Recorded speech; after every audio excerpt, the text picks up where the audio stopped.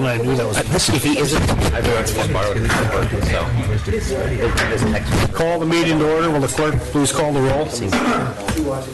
Kurt? Here. Nancy? Yes.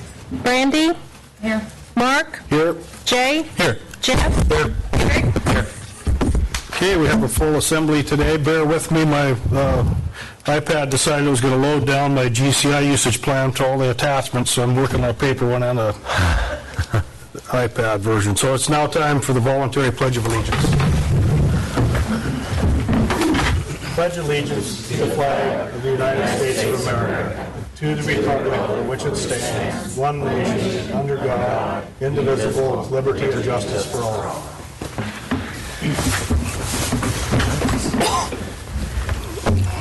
Okay, next item on the agenda is approval of minutes. There are no minutes available for approval. Item 4, approval of today's meeting agenda. If there's no amendments, I'd entertain a motion to approve the agenda as presented. So moved. Second. Okay, motion been made by Member Stan Greger, seconded by Member Walhuter. All those in favor of proceeding with the agenda as presented, say aye. Aye. Okay, move forward. There are no public hearings, no bid awards today on the agenda, so that moves us to visitors' views related to agenda items today. Is there anybody in the audience with views related to the agenda? Please state your name and who you represent. I'm Marlene Cushing, and I'm on the hospital board, and I'm speaking to the capital wish list where the council is going to review today, the assembly. I wanted to speak to where the figure that's in there for the medical center comes from and what it represents. 2 years ago, we had Jensen, Yorba, and Lott do a facility condition survey. So they looked at the current facility, and before you have a sheet outlining all the various mechanical and electrical and systems with their expected lifetime. And their conclusions were that we have a lot of systems that are obsolete. We have a lot of systems that are near the end of their lifespan. We have others that are no longer up to what current codes call for our facility. And their end figure was $33 million to extend the life of the current facility. This is not any addition. This is not building a new hospital. This is extending the life of the current facility. Now, all of us that can remember the old hospital think of this as a new hospital. But part of it is the long-term care that comes from 1960. And the electrical systems and the mechanical system and plumbing and everything are tied into that 1960s structure. The new part of it, what we think of as the new part, my son was born there and he's turning 33. So it's not that new anymore. And we just think we'd be terribly irresponsible not to be coming up with a plan for how we're going to keep having a medical center and a hospital and a long-term care in Petersburg. The board and the staff are also looking at remodel and addition or new facility while we're doing this kind of extensive plan. Any questions? Thank you, Marlene. Is there any questions? Member Walter? Okay. Marlene, have you guys have gotten to the point yet where you can do this in phases, so that we can take little bites of this and without, having to come up with the full $33 million?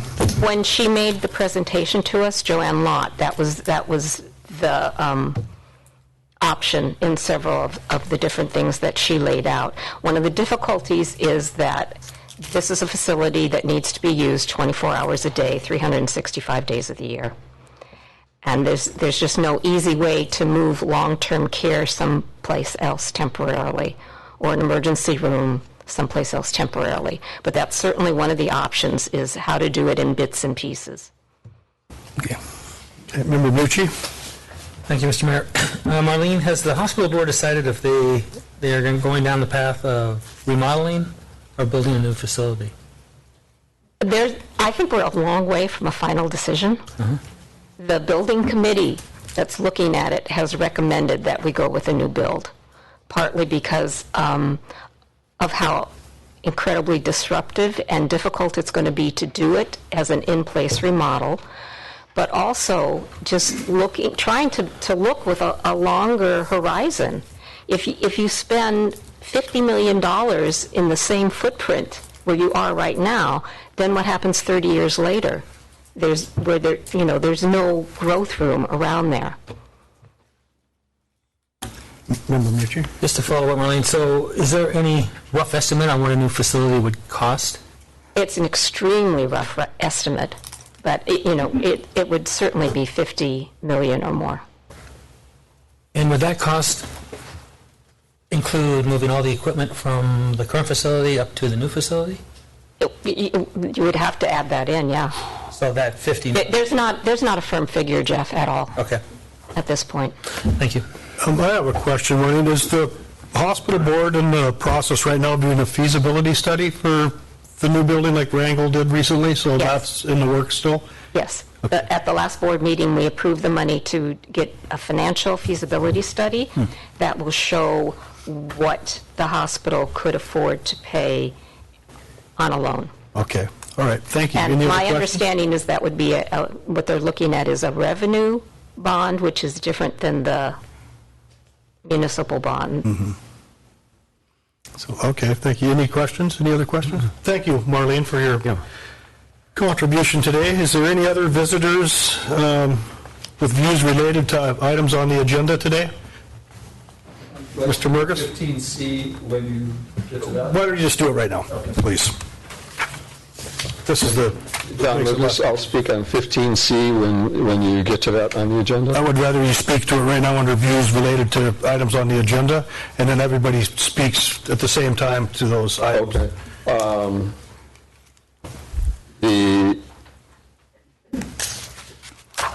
I was here just mostly to answer questions that may arise from it.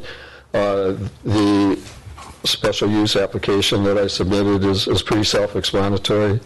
Robert?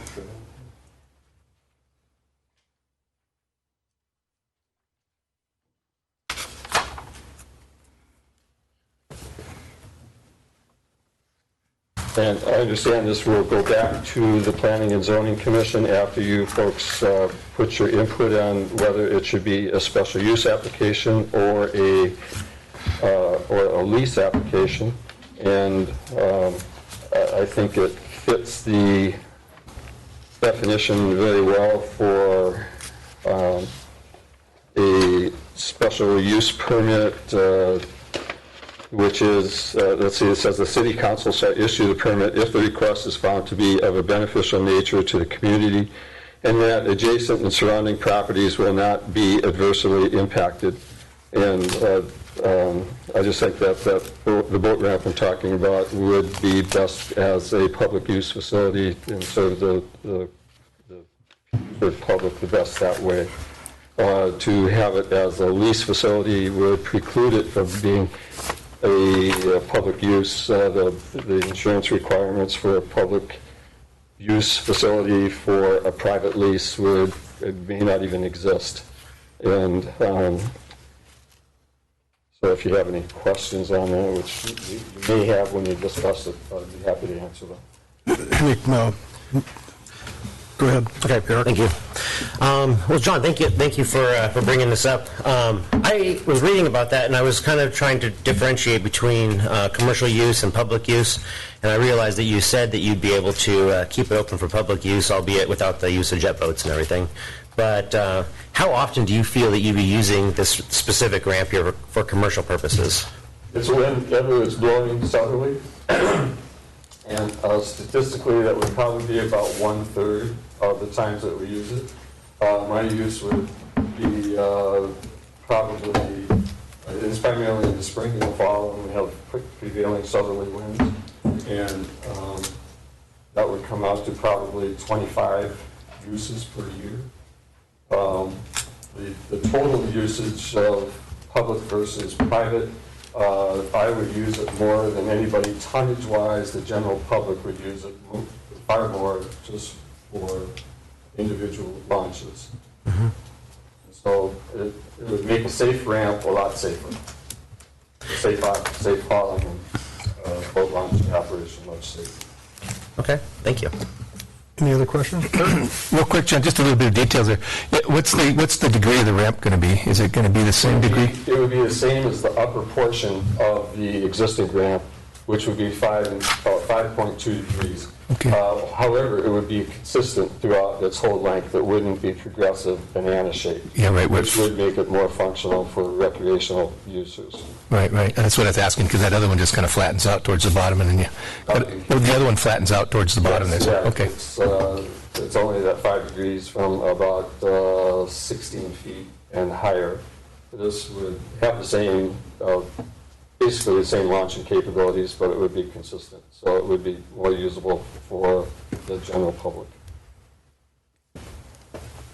Any other questions of Mr. Murgis? Or John, do you have more comments on the request? And let's see, I did want to speak on the senior citizen discussion item on the sales tax. Sure. And the $100 proposal, I think, would be difficult for the people who need it the most. The sales tax program is only as strong as its weakest link. And for those who are really on a tight budget, to come up with that $100 is going to be difficult for them. And they would postpone that month after month and end up possibly not being able to afford to even apply for the exemption. Okay, thank you. And if there is specific questions later when we're talking about item 15C, I did bring with me a thumb drive that shows back to the ramp situation, what a ramp looks like on a breezy day, where you can see the difficulty of launching and hauling on the existing ramp versus the same photo taken at the proposed new site, which is calm water. But I think you all realize that anyway. The photo points it out pretty well. But you have a full agenda, so you may not need to look at that. okay, thank you, Mr. Murgis. Any other visitors in the audience with views related to items on today's agenda? A process question for the knotweed grant. John, can I wait Can to you- speak and answer questions later, or should I speak now to that? I came just to answer questions. Can you please step to the...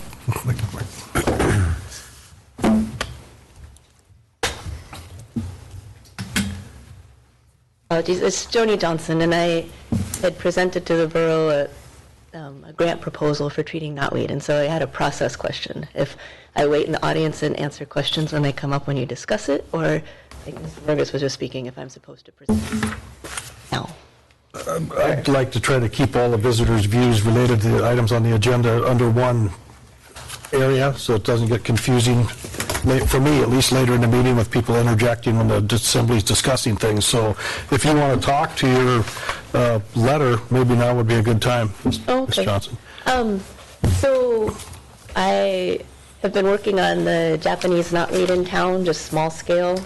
And I say it's kind of been collectively, there are a group of individuals, there are 5 of us, that have been trying to control knotweed as it's starting to spread.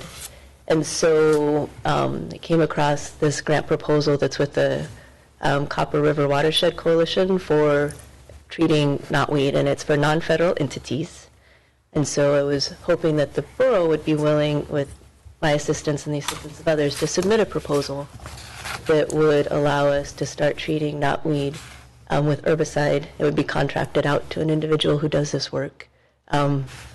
And also part of that was hoping that we could include funding for someone to become, a borough individual to be state certified to apply herbicide, just as a tool in the tool belt.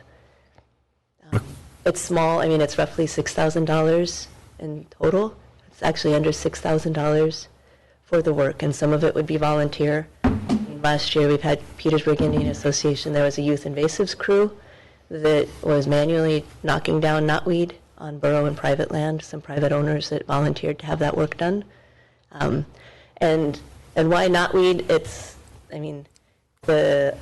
A Alaska Heritage Program is kind of ranked invasive species, and knotweed is one of the nastiest ones. And when you look in Oregon and Washington at how it's monopolized riparian corridors and the effects on the food webs there, I guess that's kind of where I'm trying to get ahead of that. And we have isolated populations on this island, particularly with just developed areas, and I'd like it, if we could get rid of it here, if we could do that, and that would be fantastic. Okay, any questions of Ms. Johnson? Mr. Mucci? Thank you, Mr. Mayor. So, Johnny, we spoke a little bit about it yesterday, but can you just, for the rest of the group, tell us what the herbicide is about and any kind of cautious application? Is it poisonous? What kind of hazard? Yeah. So with this proposal, glyphosate has been deemed the most effective herbicide to use for this for knotweed. Different plant species have different herbicides that are most effective, and so this glyphosate, it is one that's controversial and of concern. I was talking to Jeff. It's World Health Organization has it classified as a class 2 carcinogen, which just means it's probable. So they don't have the science that directly links it. But there's concern. I mean, it's a poison. We're using a poison. And using poisons, it's a tool in the tool belt. And so it's different from, say, the Roundup you pull off the shelf that has glyphosate in it, because the glyphosate that you pull off the shelf at the hardware store, the additive, the surfactant that they put in there to make the herbicide stick to the leaves is toxic to aquatic organisms. The glyphosate that would be used, the Roundup Custom or Aquamaster, has in their studies is not toxic to aquatic organisms. That additive that's put in there, it's Agridex. So so there's that piece. The application, it's a 5-gallon backpack sprayer, so it's foliar spot spray, and pretty much from the label is the law. So how you apply this in the weather windows when it's dry, when you apply this, it's very conservative. And up there for a second. So the 5-gallon backpack sprayer. So basically in late July, August, you manually knock it over because this knotweed becomes 10, 12 feet high. And I don't want to be spraying it over my head because then you have drift, you have exposure. So you knock it down. And then in the fall is when you apply the herbicide. And it's foliar spot spray, so you backpack sprayer, and it's, you've got your wand and you're spraying. It is on the leaf matter because that's, it sticks to the leaves, and you do it in the fall because the plant's dying back. And as the plant dies back, it's taking the herbicide into the root system to kill the plant. And there are other ways to apply the glyphosate, but this is the most effective and efficient mechanism. In cake, which is the first time I've, different hat, Forest Service hat, where I am treating knotweed out there. It was a 50% reduction in herbicide from year 1 to year 2 treatments, and 60% in some areas. So let's see, what else about glyphosate? Oh, quantity used. We have roughly 3 acres that we know, that we've mapped on the island, and I say we, there's an invasive management plan that was completed in 2013, I believe, by Brian Halpin, and he has 3 acres of knotweed that are mapped on the island. And so if we're looking at 3 acres of knotweed, in year 1, we're talking about roughly 13 ounces of the glyphosate that would be used on the island. And so anyways, it's very targeted, and it's very controlled, but it is a poison. Yeah, thank you. Richie?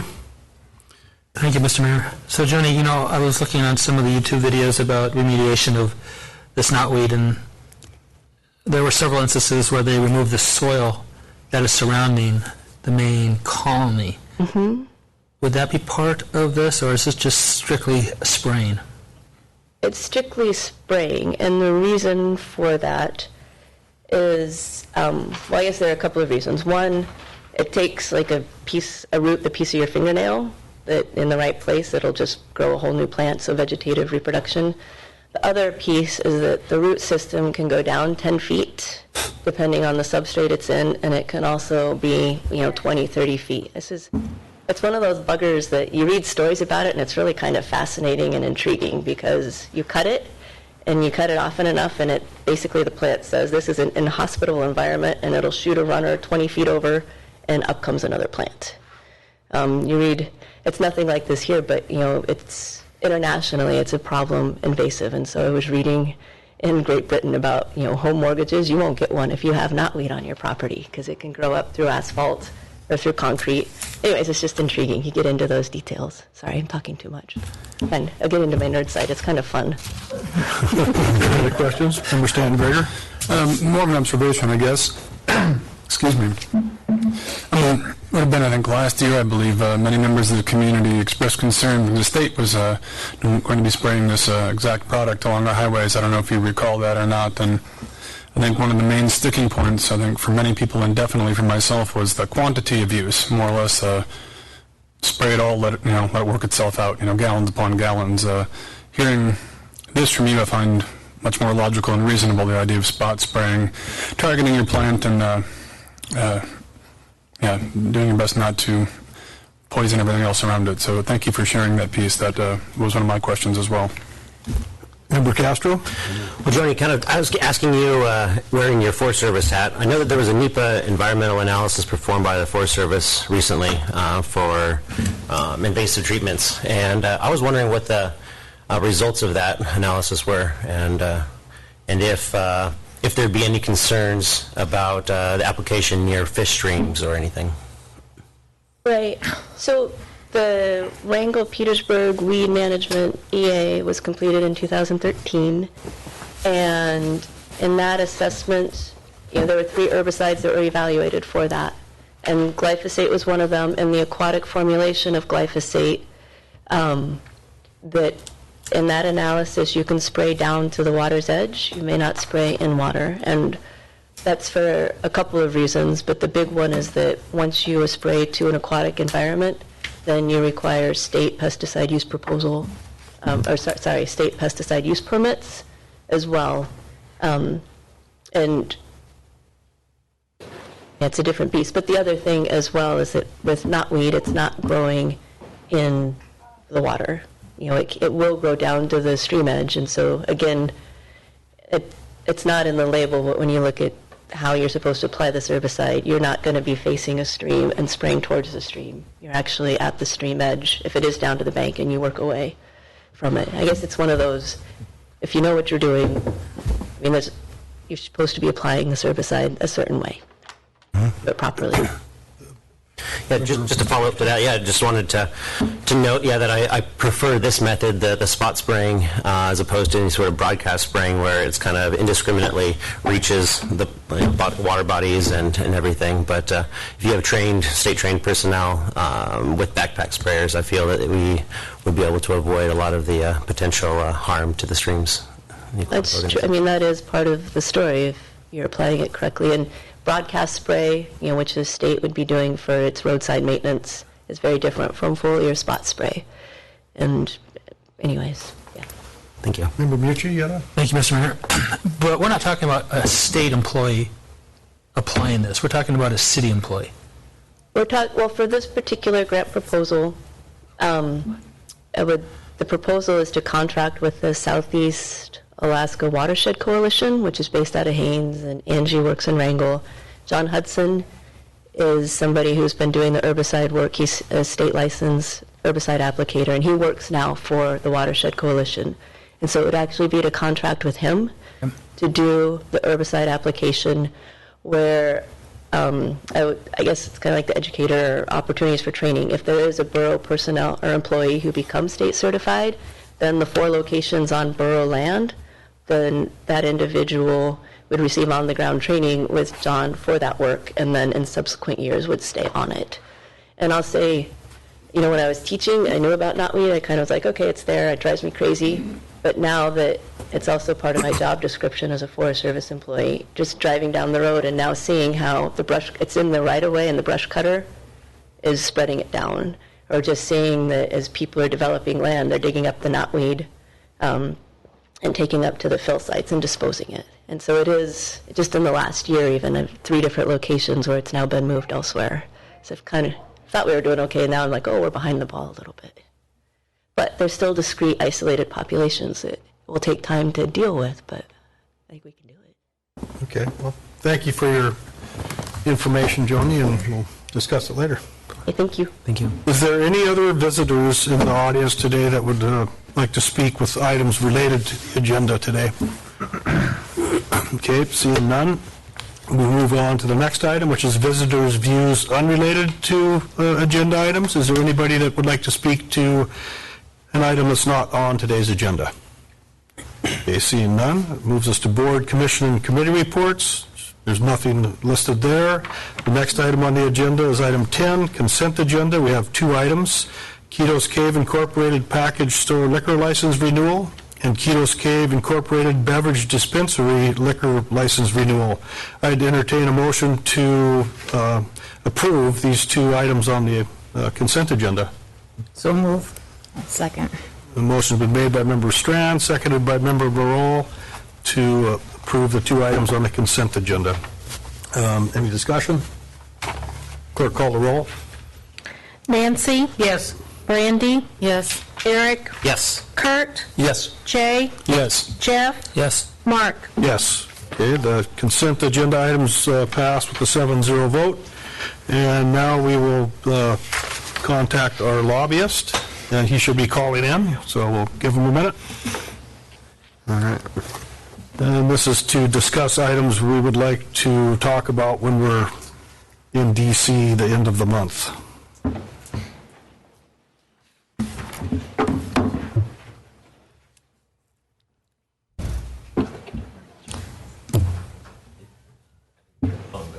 He texted me that they're calling right this minute. Yeah.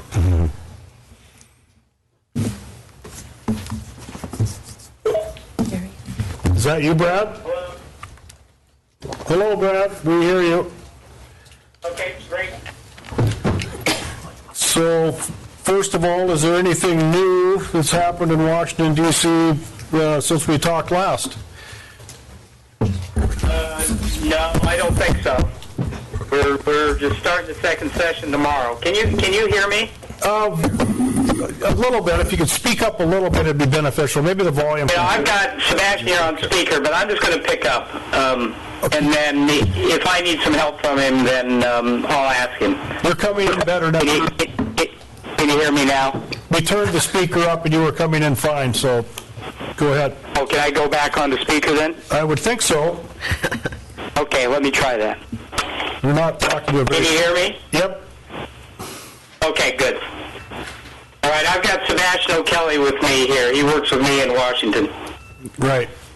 Hello, Sebastian. Hey, Jensen. How are you doing? Good. Good. So, our last meeting when we talked, you talked about this, Brad. You weren't on the phone. We saw that there was an item there where the Coast Guard was going to make a decision within a month on mooring their vessels. Have they come to anything yet, or would that be starting up tomorrow?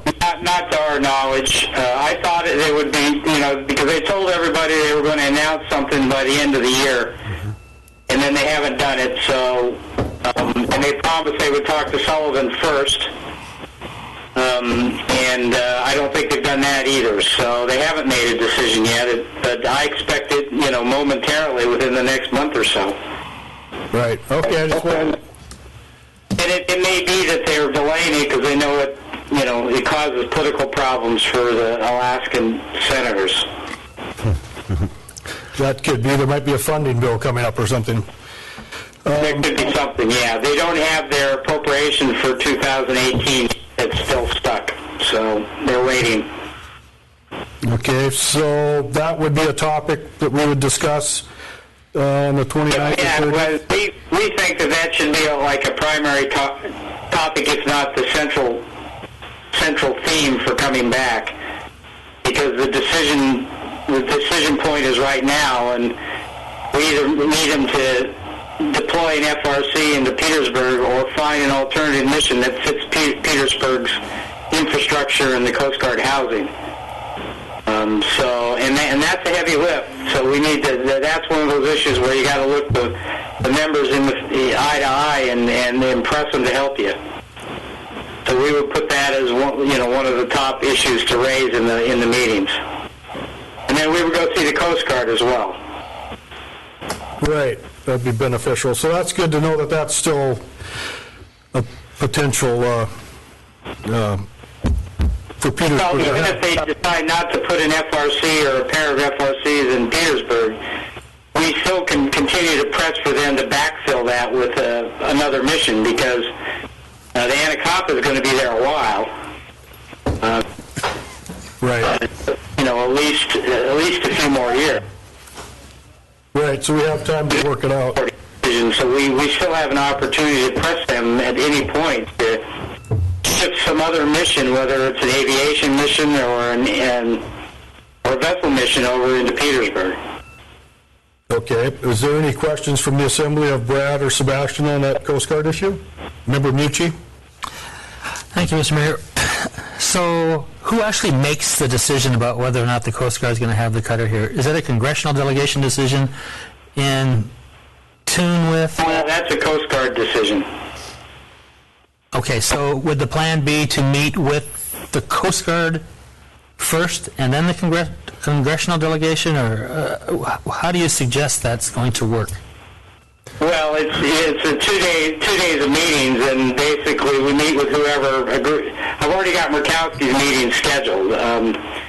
Generally, what we do is we get the delegation meeting scheduled first on one of those 2 days, and then we try and hot bunk the agency meetings around them. So I can't tell you. I don't think it matters really whether we meet the Coast Guard first or meet the delegation first. Any other questions of the lobbyists on the Coast Guard issue? Okay, Brad, what would you suggest the other main topics would be if this is going to be our main focal point? Would it be harbor dredging or otter issues? Well, what we've got here, we sat down and had a short meeting today. We would recommend in the meetings itself, first of all, we'll do a memo for the delegation that will go through Stephen in advance that briefs all the issues, federal issues that the Assembly is interested in. The ones that then narrow those down for the personal meetings, we have 4 areas. We have the Coast Guard asset home porting, secure rural schools, because it still hasn't been extended, and we need to reemphasize how important an extension is. Then I think we need to raise the sea otter issue, because that's a very heavy lift, and we need to emphasize that as a priority to get the delegation to work on it. And then the 4th would be to raise the infrastructure issues. We are going to see an effort to do an infrastructure bill this year. I'm not sure whether it'll pass or not, but I think we'll see an effort. And within the confines of that category, we've got Scow Bay and the harbor dredging project. Harbor dredging probably doesn't need an infrastructure bill, but I think we want to emphasize it as a continuing priority. So those are the 4 categories we have that we would recommend that you raise in the meetings with Murkowski, Sullivan, and Young. Okay, any other discussion by the Assembly or questions of our lobbyists? And I would imagine, Brad, being back there only once before on this kind of a venue, if we're asked of other subjects, you'll be there and the manager will be there, and we could broach those topics as well if we're asked. Absolutely. Right, so. And they may raise topics with you, so there has to be some flexibility. That's what I was referring to, so. Okay, well. And we're going to try and get meetings with the Coast Guard, the Army Corps, and then we're going to try and get a meeting with the State Department, the Canada desk, on the transboundary river issue. That looks like it's getting some traction. Out whether there's any interest at the State Department to be a little more aggressive on that issue. Well, it looks like the federal delegation and the state have sent letters, and it looks like there might be some traction being made on that. There's some headway. I don't know whether there's traction or not, but our delegation continues to press it as a priority. We went and saw the Joint Commission Sebastian went and saw them the last time you were here, even though we couldn't get in to see them directly while you were here. And we both kind of agree they're a waste of time. They'll only act if the Canadians or the State Department push them, and so this time around we're going to see if we can get a meeting with the State Department and see if test their temperature about how ginned up they are on this issue and whether they would be a little more aggressive with the Canadians in the Joint Commission. Okay, so do you have any other questions or ideas for us? I don't see any assembly members. Oh, I see one with a question, but do you have anything to follow up, or is that about all you have to give us then as those? No, I think we've got everything we need on this end. We're going to put a memo together the next week or so and run it in draft by Stephen. We do that every time. We call it the DC trip memo, and basically we send it to the Alaska delegation staff and the Alaska governor's office after it's finalized. And they use it to brief their bosses on the issues that Petersburg's interested in. It's a way for us to get them to comprehensively look at Petersburg's federal priorities. And it saves them a lot of time trying to figure out what topics we're going to raise. Okay, we have another question from Assembly Member Mucci. Thank you, Mr. Mayor.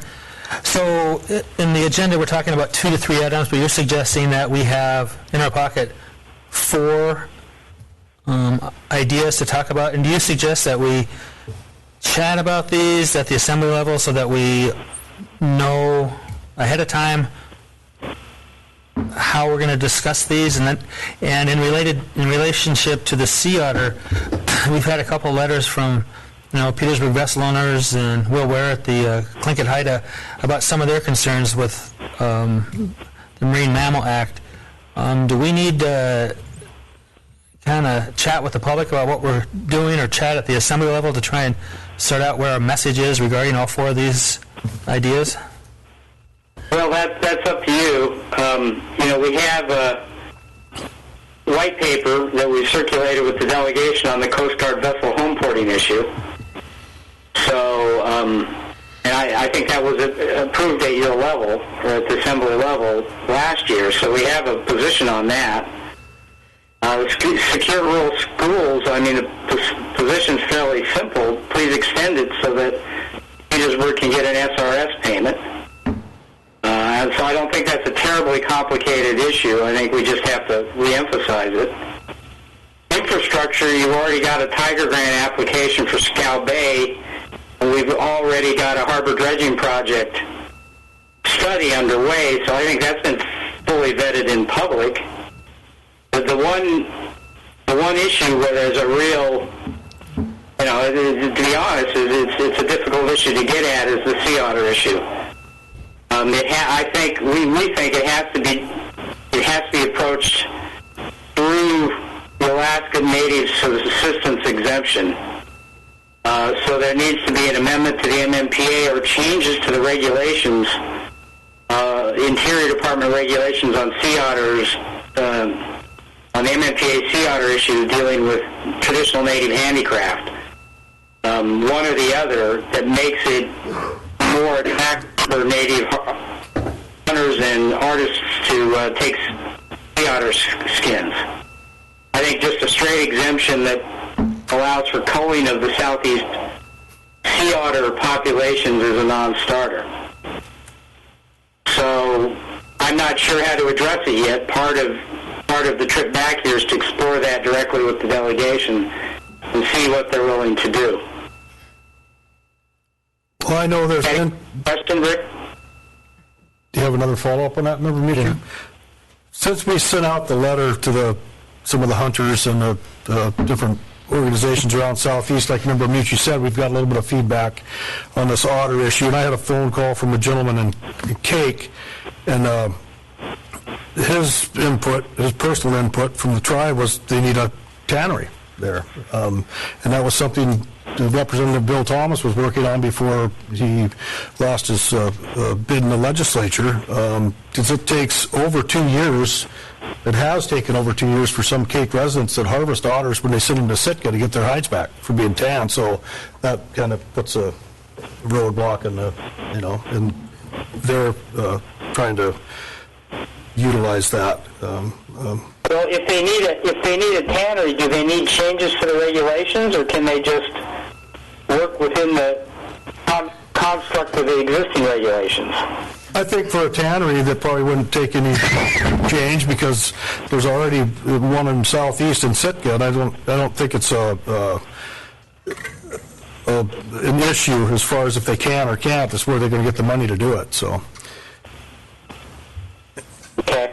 Okay. So I mean, this list looks good to me, and there's other topics we have on a bigger list that will be circulated through the delegation, and I think we've given the public time to comment on most of these.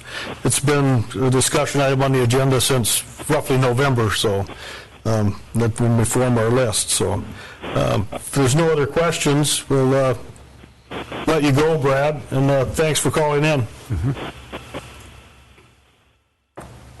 Well, we don't have anything on our end. Thank you for having us, I guess. Okay, we'll see We'll what you... set up the meetings, and then I'll draft a memo. Sebastian, I'll draft a memo for Stephen's consideration, and in draft, that is a briefing memo, and we just need to get it to the delegation basically 4 or 5 working days before you're back here. So that would be around, we need to get it to them around January 22nd or 23rd, but we'll have something to Stephen next week. Okay, thank you. All right, thank you. So, next item on the agenda on the report of other officers is presentation on proposed new development code. So, our PDC director will give that? No? Thank you, Liz. I want to state your name for the listening audience, please. Liz Cabrera, Community Development Director.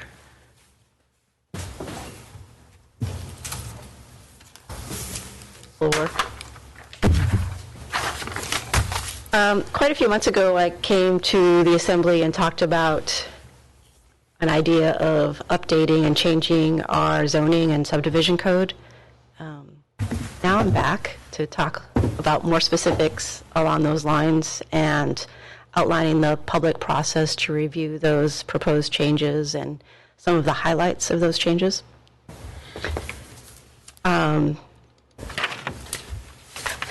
We're going to go from what's called a zoning and subdivision code, which is 2 different sections of the code, and we're going to end up combining them into what's going to be called the Petersburg Development Code.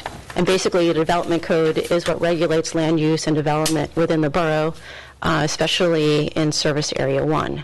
And authority for this is granted to the borough through the Constitution, the borough charter, and state statute.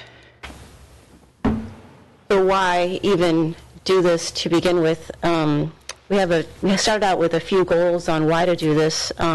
Primarily, it was to improve and streamline the processes in our code. They're out of date. They're cumbersome.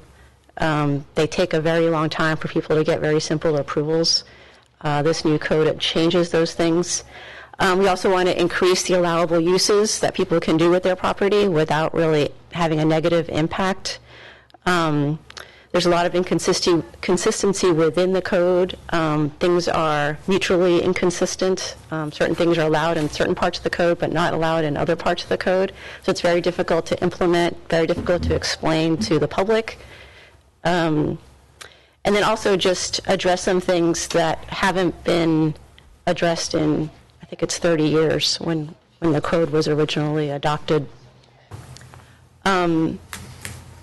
There's other things like lack of definitions, lack of standards, and I know the Assembly has dealt with those when things have been appealed and come up here and there's really no definition to deal with an issue because the code just doesn't speak to it. And so then you're kind of stuck with no guidance on which way to go. So hopefully this new version will actually address some of those things. The other part of why do this is to implement some of the goals from the comprehensive plan. And those include things like improving downtown zoning, expanding the historic district, creating a situation for more housing opportunity in our town, There's a list of things in the plan. I'll cover some of them here. So how is the code being revised? As I mentioned, the development code is going to replace Title 18 and Title 19 of the current code, and the starting place was the state of Oregon's model development code for small cities. Alaska doesn't really provide much guidance to its municipalities on zoning or subdivision or anything like that. It's pretty much wide open, which is good, but at the same time, when you're trying to write something from scratch, it's nice to have a template. So this actually provided a really nice template for us to begin with. And so how is this new code an improvement over what we have? The one that I think really kind of sold us on using this is some of the processes that we have now are really cumbersome. Like you require 2 meetings just to take action on something. So that's 2 months for an applicant before they ever even get before the Planning Commission. If for some reason there's not a quorum, then we're talking 3 months or 4 months. It's really not very conducive to getting things done in a efficient manner. So some of those things are addressed, and then we're also adding a new type of process, which is administrative process with public notice. So this is for really minor things that normally the Planning Commission, when it comes up, looks at me and says, why are we even dealing with this? Really small things like a small variance. And we have the example here of someone wanted to build something but needed a variance to get 2 feet closer to their property line than allowed. We would have to go through the entire variance process. There really isn't any wiggle room in our current code. Under this, we would have the option to just send out letters to the adjoining surrounding property owners, and if nobody has any concerns about it, we'll just sign off on it administratively. It's a really fast, easy process. If there are concerns about it, then we can just kick it to the Planning Commission and have the full-blown public hearing and have the Planning Commission address it. So it adds this extra process that I think will really streamline on minor issues that really most people aren't really worried about. So Liz? Yeah. In that particular circumstance, you would have to hear from all of the property owners within 600 feet, whether they thought it was a good idea or not, or would it just be... No, what the process is we would send out a letter saying, this is the action that's being proposed. Here's the date that we're going to make the decision. If you have concerns, contact us, or if you are supportive, contact us. If we don't hear from people, then we're going to assume that's no concern. And so only if we hear concern at that point would we decide whether to agree with those concerns and deny the application or just kick it to the Planning Commission and have the Planning Commission deal with it. Okay, thank you. The other thing that is nice is that all the uses are laid out in a table as opposed to having to flip through the entire code to figure out whether something is allowed or is not allowed.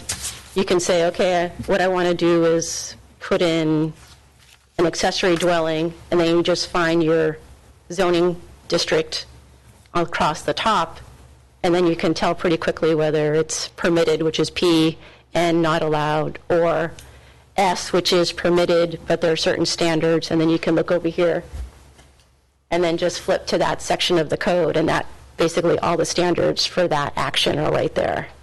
So a little bit easier for us to find things and for hopefully for people to find things too when they're looking at through the code. Okay. These special use standards, basically it allows us to expand the uses in a district but set some parameters on that.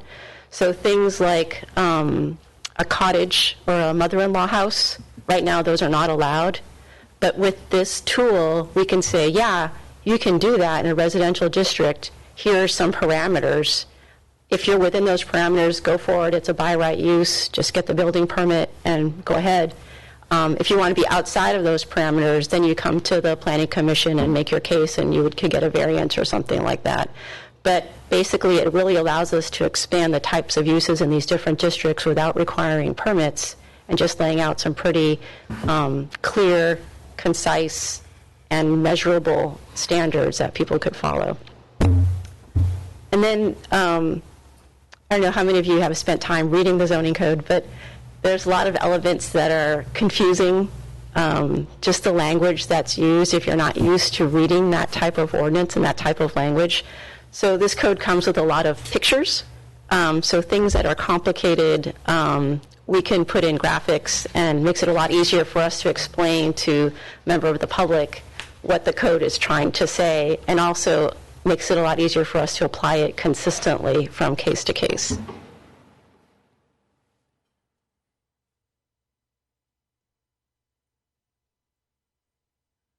So, so all of that stuff. So then how does it actually affect, on the ground?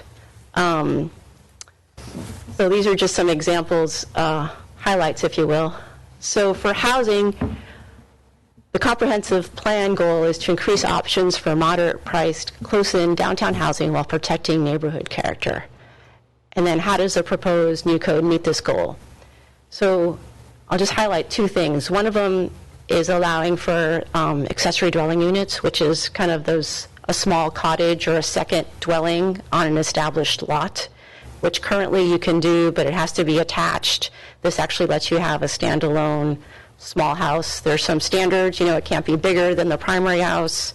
You have to have water and sewer to it if you do to your main house and things like that. But otherwise, it's something that we get asked about a lot and haven't been able to say yes. But it opens up options for people to have parents stay with them or kids, but they still have their own place or income from their property. So I think it'll create some new moderate-priced housing in our community. For residential, high-density residential, instead of having all these zones that say, oh, it's got to be mobile home park, or it's got to be multifamily, or it's got to be single-family mobile home, all of those are collapsed into one zone that's high density. So the developer can choose any of those things. You'd still have, a higher number of people per acre in that piece of property, but it doesn't really matter to us if it's a mobile home park or a multifamily, and there's standards for each one of those, but the developer has the flexibility to choose whatever the type of housing that the market wants. And then the third one, tiny houses, which is, I'm sure you've all heard about tiny houses. Tiny houses don't meet our adopted building code, and they don't meet the adopted building code for most places in the country. So that's why you see a lot of where can I put my tiny house? What we've done is set up a standard for tiny houses and actually taken part of the building code that just recently got adopted by the International Builders Association and are putting it in our code. So we actually will have standards and amend our building code so we can actually allow for tiny houses in our community. And we're probably going to be one of the first places that actually accommodates tiny houses legally in the country under our zoning code. And one other thing is allows for manufactured and modular homes in all residential areas. These are not mobile homes. These are manufactured or modular. Currently, we only allow modular homes. Manufactured homes are also built to a federal building standard and are inspected prior to being brought in. But this is just another option for people to bring in some moderately priced houses and be able to afford housing in our community. And now since I've gone through all four, I might as well go to the fifth one. In downtown area, kind of the older part of town, most of those lots are a little bit smaller than you'd see in kind of out at Sandy Beach and some other parts of town. And invariably, we're always getting variance requests, and people are pretty limited because their lots aren't the minimum size. The setbacks are for a larger lot, and so they're really constrained on what they can do on their property. And so we're going to turn that area into kind of a medium density zone and make the minimum lot size 5,000 square feet, which is what most of those lots are, and then adjust the setbacks accordingly so that they actually could build without having to get a variance. So I think that will also help out in making some of those lots that are currently not really buildable. Petrucci? Thank you, Mr. Mayor. Are there any tiny houses in Petersburg? Yes, Where would be an example of one? tell you, exactly. Mr. Mayor, the only reason I'm asking because when I go home, there's a house at about 3 miles, and I was just curious if that's what it would look like. There was one that was parked on South Nordic for a while by the harbor. Oh. That was still on a trailer. Oh, okay. Yeah. Mr. Mayor, this was just somebody built a small house, plugged their car in next to it, and then left. And it looks small, and it looks like it's permanent. I'm just curious if that would be a definition of a tiny house. You know, I'd have to go look into that because I don't know that we know about that. Oops. Yeah, so. Way to go. Yeah, would there be a limitation, or what would be a limitation for the number of, I mean, I'm assuming you can't just have your resident and have 20 tiny homes on it, so is there one? I mean, what would... It stays the same as it is now. So on a single-family residential lot, you can have 2 dwellings, and that stays consistent. So if you already had a house, you could put an accessory, you can make a duplex, you could put a tiny house, but you can't have more than 2. Once you get more than 2, then you're into multifamily or high density. Yeah. So that doesn't change from what we currently have. Any other questions of Liz so far? While we're moving along? Member Burrell? Sorry. One more question, please. Would that be, then after if you added a tiny home, would you have it reassessed to add property tax value for that? Yeah, generally. Okay. When we issue building permits, every year the assessor comes in and gets our building permits, and then that's the list for reassessing. Okay.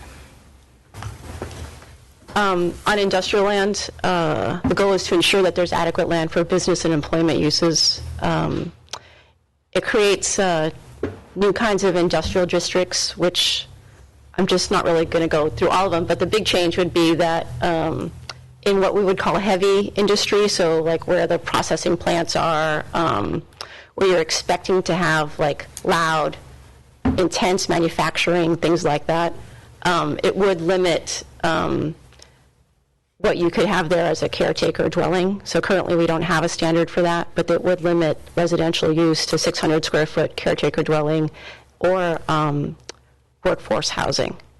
So currently you could pretty much put a house in any kind of industrial property, and this kind of segregates out land that we really think we would need for either because it's waterfront industrial or because we expect it to be available for some really intensive uses, and we would limit that residential use on those properties.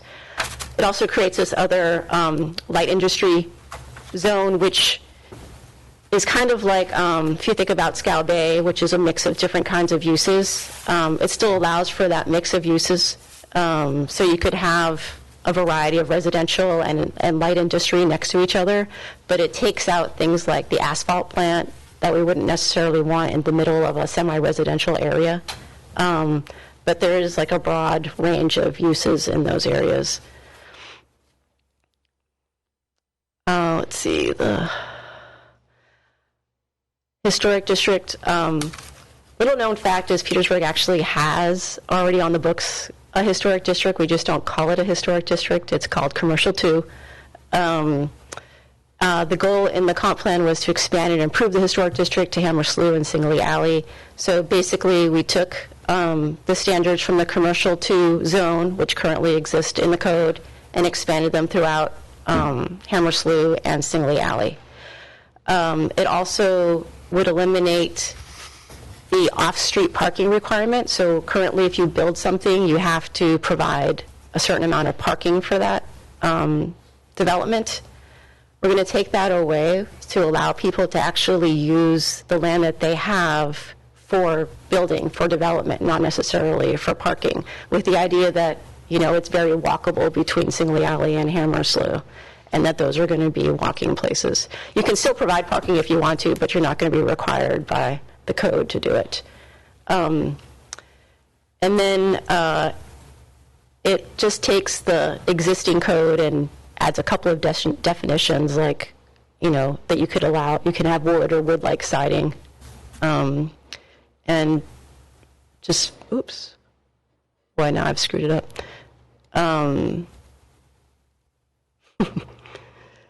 Just so you know that the most recent building on Hammerslew, this duplex right here, that was built under the existing code. So it's not any different than what that got built under for the entire slough.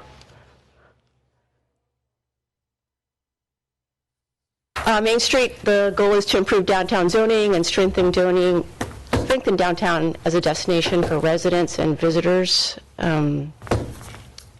Petersburg has a really enviable downtown, and I think I've mentioned this before, where I went to a conference a couple years ago, and there was a whole session on Main Street, and basically all these communities were trying to recreate what we already have in our downtown with really mixed success.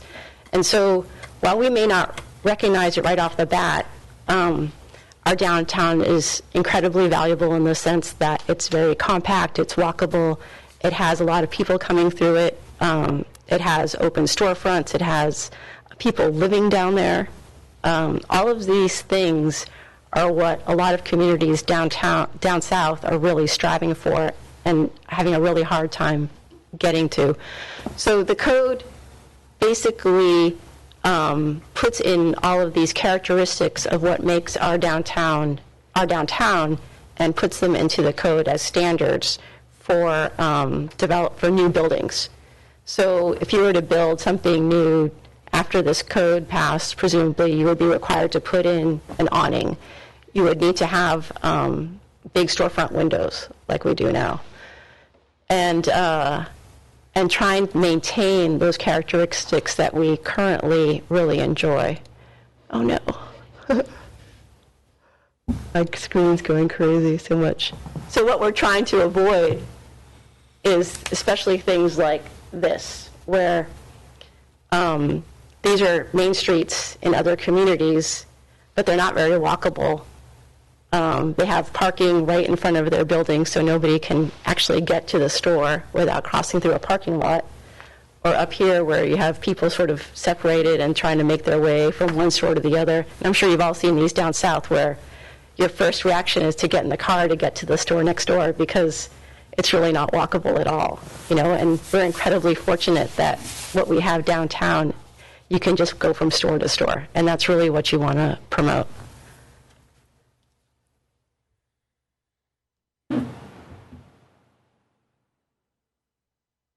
And I was going to say that buildings don't have to be fancy to meet those requirements, because this building right here would meet all of those standards. Liz, I have a question for you back before we get too far away from the industrial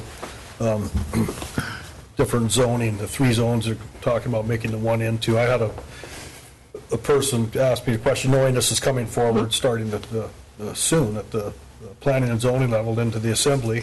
Wondering, he has an industrial lot he's been paying taxes on and has developed it, but now he's going to be restricted possibly if he ends up in the light industrial zone as to what he can do there. Thinks it's going to diminish the value of his land if he can't sell it to someone that wants to put a rock crusher in or something. So I guess, and I told him you're going to have a number of months to talk about that at planning and zoning level. And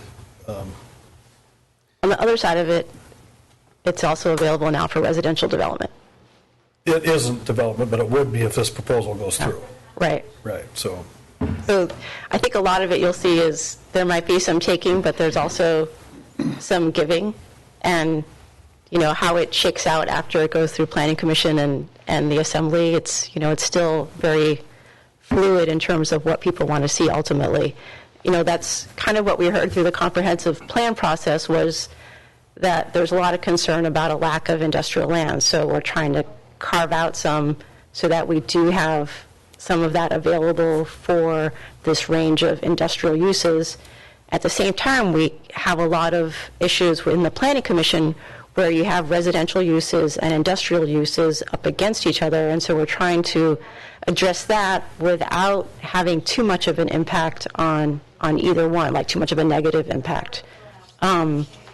So it's certainly that balance, but as you said, it's going to go through 6 months of a public process, and we'll see what happens at the end, and what people feel like is the right balance there. So this plan is presented to us, and it's going to be presented to the public in this form, is amendable. Oh, yeah, this is... That's, yeah, I figured it was, that's what I said, so just trying to...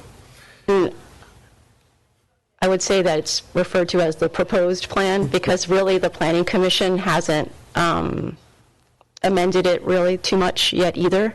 So they're still waiting, they want to get the feedback, and then they'll be making those amendments before it ever even comes to the Assembly, and then the Assembly will have their shot at making whatever changes that they deem fit to, so. Member Merle? Yeah, thanks. So with the industrial district, would that be that if you own a piece of industrial property, say out at Scow Bay, you can't build anything on there, you can't build a home on there? Currently? No, if this is to go through. If it's light industrial, which I think is what Scow Bay is going to end up being, no, you would be able to. Okay. Yeah.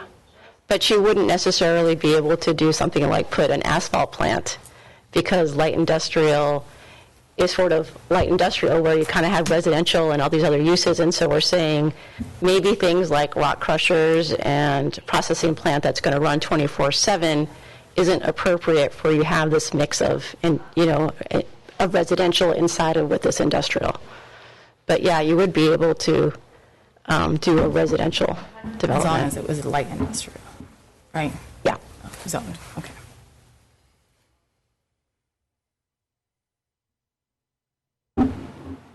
Let's see.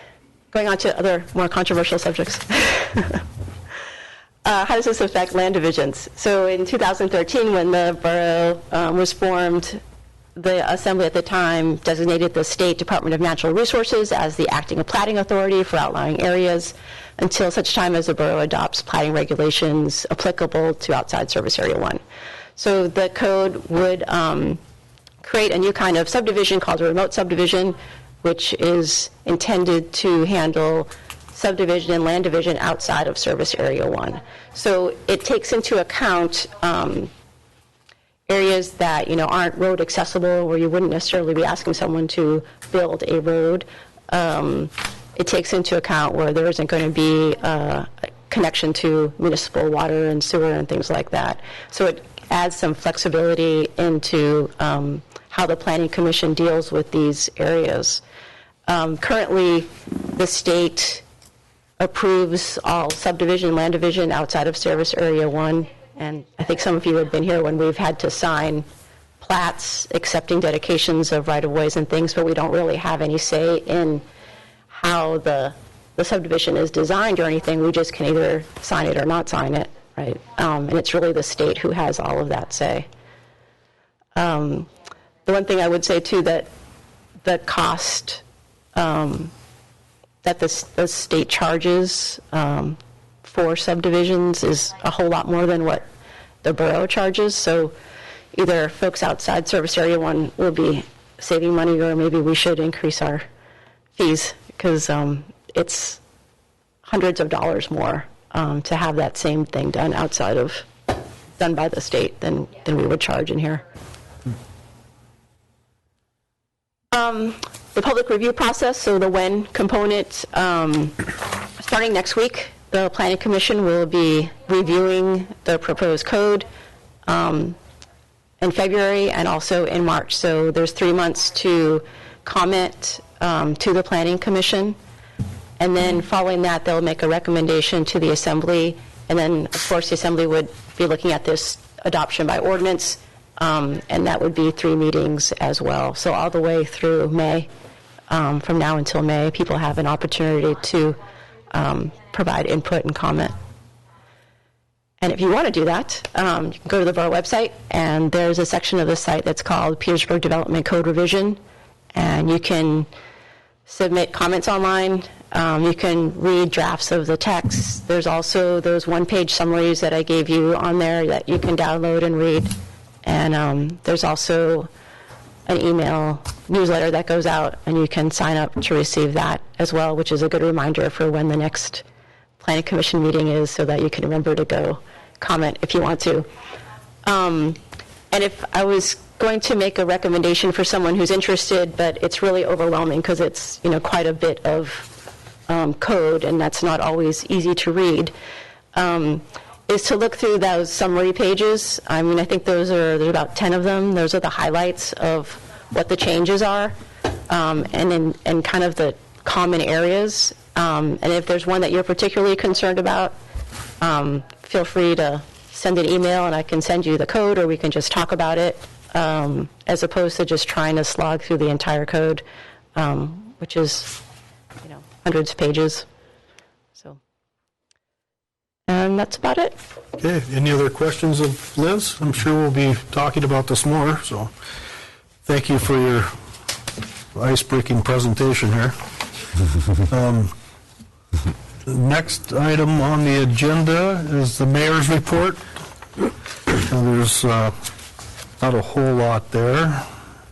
Get the paper version so I can read it. The Petersburg Borough is seeking letters of interest from qualified borough residents to serve our community by filling 2 vacant seats on our Public Safety Advisory Board. Borough residents appointed to the following seats will serve until October 28th, 2018 municipal election. Letters of interest can be sent to the borough clerk at Box 329 or to D. Thompson at petersburgak.gov, or by delivering them to the office on Main Street.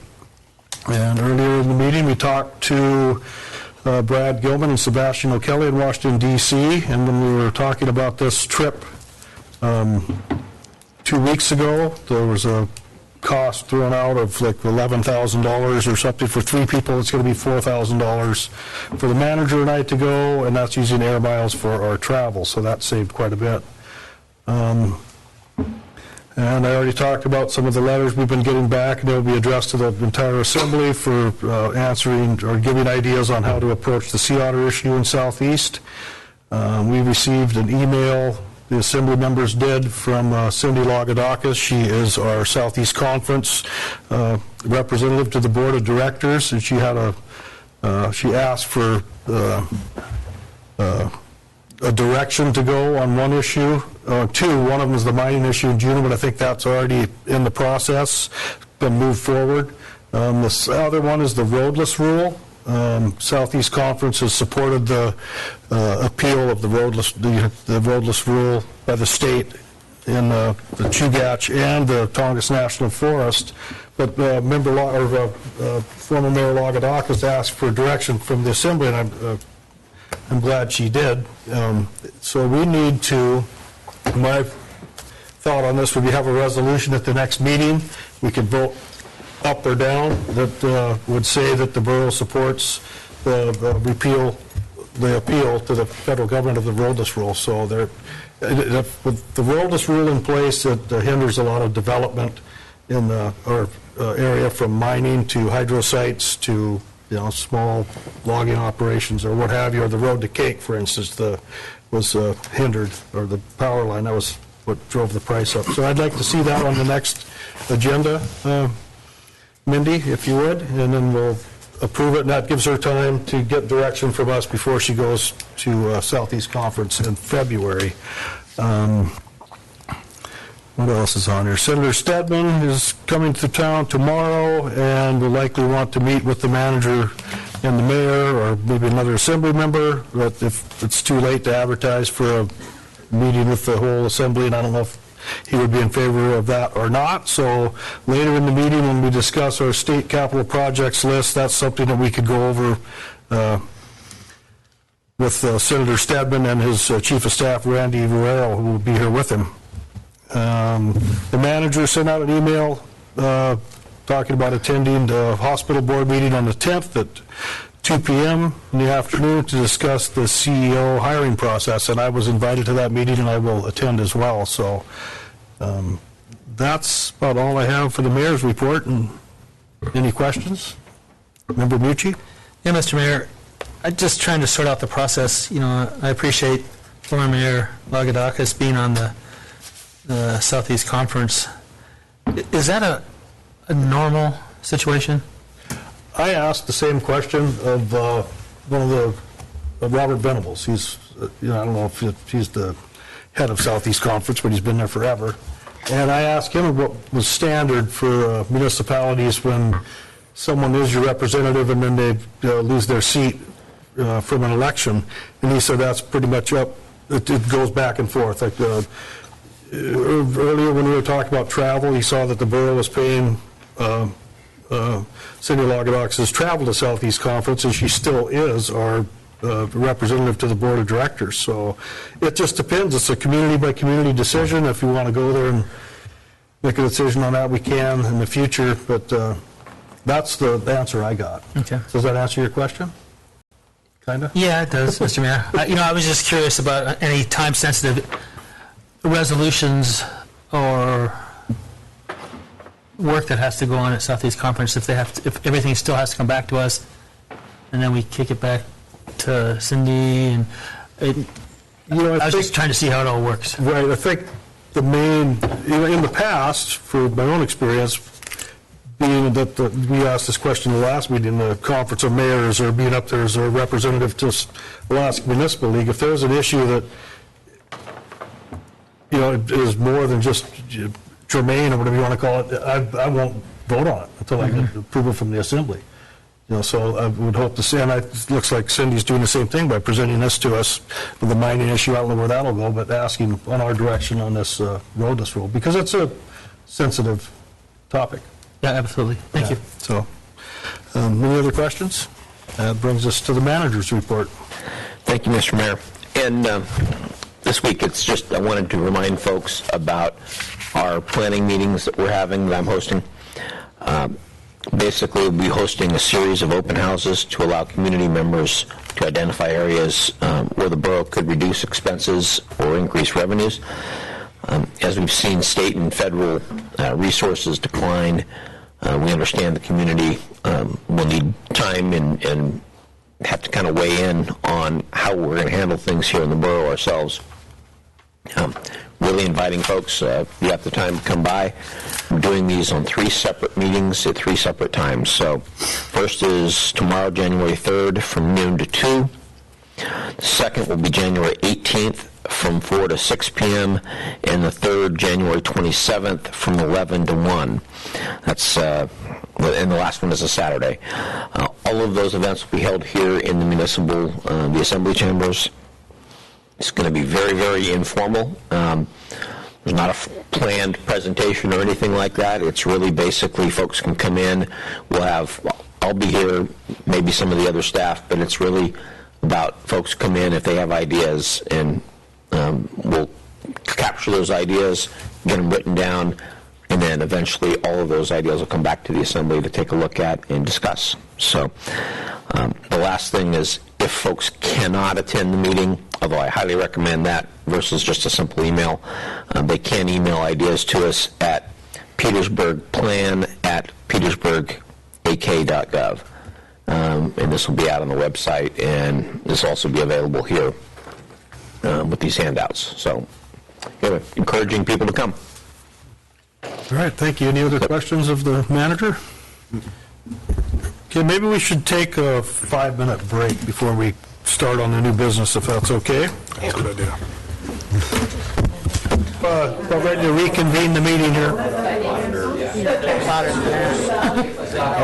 I'll be like Steve Prezanko when he's that thing. Where he's going to dent the dais. Premium seats. I don't know where Jay is, but he'll come back. Let's start the meeting, please.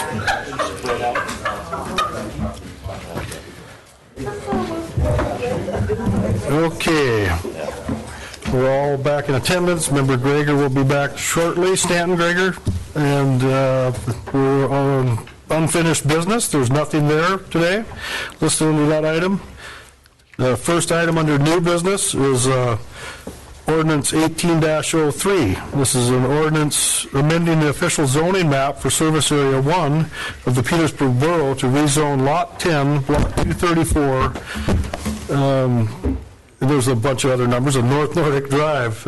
It's going to be, the proposal is to rezone it from open space recreational or to a single-family residential.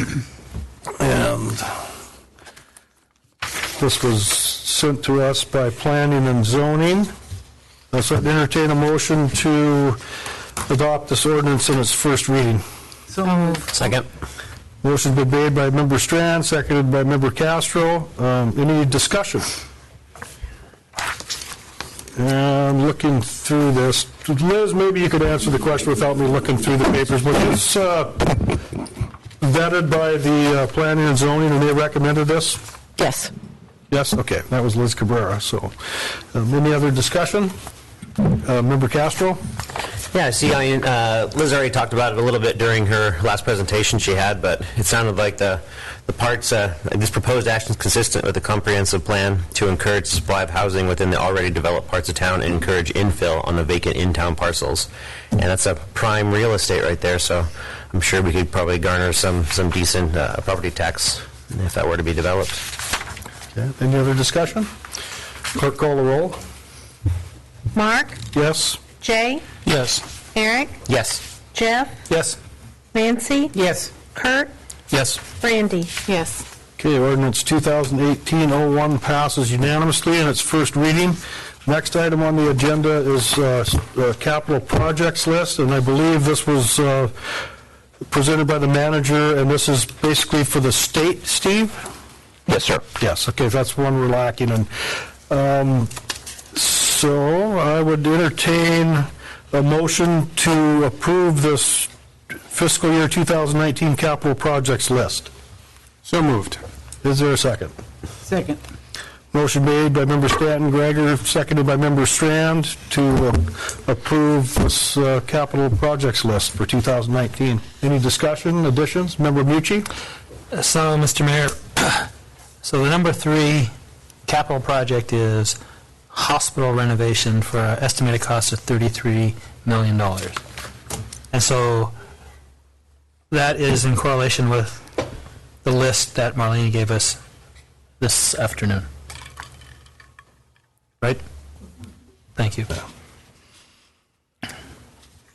In the past, when there was lots of money coming from the state, we'd actually spent many hours prioritizing these different lists and picking 1, 2, and 3. So if we want to, and we should, pick which item on this list would be our number 1 priority. Right now, if we went down the way they were listed, it'd be Petersburg Schools District Service Preparation and Renovation Project for $1,600,000. Then the Scow Bay Haul Out and Washdown Pad. So I'm looking, I guess what I'm getting out of this list, Steve, is these are your top 8 or 9, and then the rest of them that you have listed on the following pages by all the departments are things that will be submitted to CAPSIS as well? Yeah. Yeah. To answer your question, all of these projects on both pieces of paper you have will be entered into CAPSIS unless it says no over on that far right-hand column. Okay. So, for example, some projects were self-funding, like several of the power and light, so we're not going to enter those into CAPSIS. It doesn't go. But so anything with a Y out there in that column is a CAPSIS project. We will, if you don't do anything, all of these will be entered in. The shorter list, which is roughly 6 items long, is the 6 priorities that the Assembly last year said those are our priorities. There's no real requirement that that be 6, 5, 10, or not a priority at all. We just have done that for some time. And, so in speaking, when you go to Juneau, you can say this is the priorities of Petersburg, but there's also other projects out there. And that will be available to our senator and representatives in Juneau, because this will be sent to their offices. And Correct. we like to have it vetted by the Assembly with public comment, so it's good to do this. Member Mucci? Yeah, Mr. Mayor, I just want to make sure that we still feel that the school district food service preparation and renovation is our top priority and not the Scow Bay haul out and washdown pad. Just as a discussion. Okay, and that was the process in the past, is there is no number here, it's just that it's on the top of the list, so I could see where you'd think it would be it probably is the number 1 priority of the way. And I can't remember, are these in, did you say any of their prioritized order from last year? they were never put in, they were just on the list. So there wasn't really necessarily a number one priority. It was just saying, here's our top priorities. Thank you. Member Stanton Greger, do you have a comment? No, I'm just going to clarify exactly what he did. So. Okay. And there's, I can put numbers next to them and call them 1, 2, whatever. That's entirely up to the Assembly. A lot of it depends on if there's funding for certain types of projects versus, like the harbor matching grant program. And Member Castro?